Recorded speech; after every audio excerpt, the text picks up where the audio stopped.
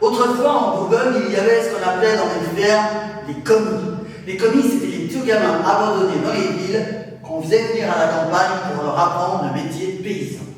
Eh bien, le Jean, c'était un de ceux-là.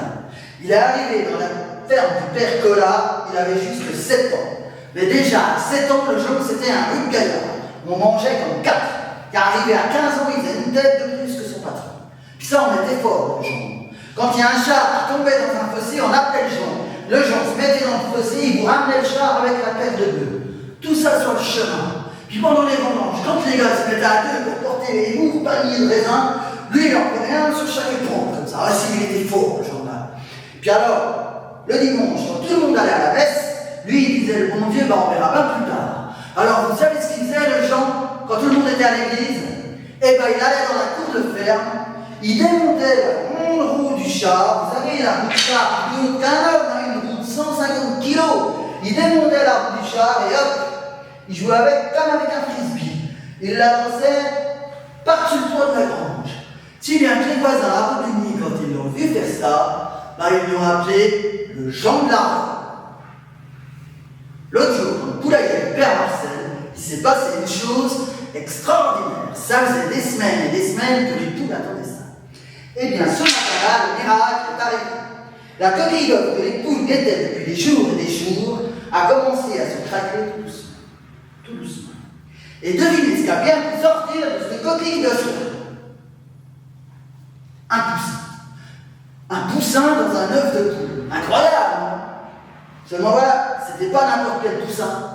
Un poussin avec une moitié de bec, une seule aile et une seule patte. Si bien que les poules, quand elles l'ont vu comme ça, elles l'ont appelé moitié de bec.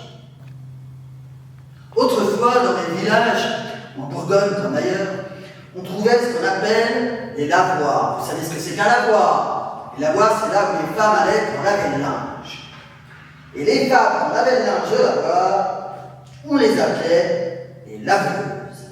Eh bien, les laveuses, à Bobigny comme ailleurs, elles avaient 3 qualités. La langue bien pendue, la main leste pour taper sur le linge et la cuisse légère. La lessive, autrefois à Nolay, il y avait un gars qui s'appelait l'Antoine. L'Antoine Pécula. Eh bien, l'Antoine, son métier, c'était d'être meneuse. Ah, puis il aimait son métier, tiens. Avec son instrument, son violon, son accordéon, il animait toutes les fêtes patronales, les communions, les mariages. Ah, ça, il aimait son métier parce qu'à la fin de chaque fête, on lui remplissait son grand sac que lui donnait sa femme, à Juliette, de tous les restes du mariage. Les gougères, les jambons persillés, les flammeuses, les tartes aux cerises, les bonnes bouteilles de vin. Ah, ça, il en avait la panse bien arrondie, notre Antoine. Puis alors, quand on l'a appelé pour aller faire la noce à Saint-Aubin, ses papilles n'ont fait qu'un tour dans sa bouche. Il a dit à sa femme, « Hé, donne-moi donc mon grand sac !» Il l'a mis sur son épaule et le voilà parti pour la noce à Saint-Aubin. Il y avait à Bobigny une vieille cabane, une cabiote, à moitié écroulée, dans laquelle se trouvait un petit vieux et une petite vieille. 2 braves paysans. Ils ont travaillé toute leur vie, puis qu'est-ce que vous voulez? Arrivé à un certain âge, bah, on se repose.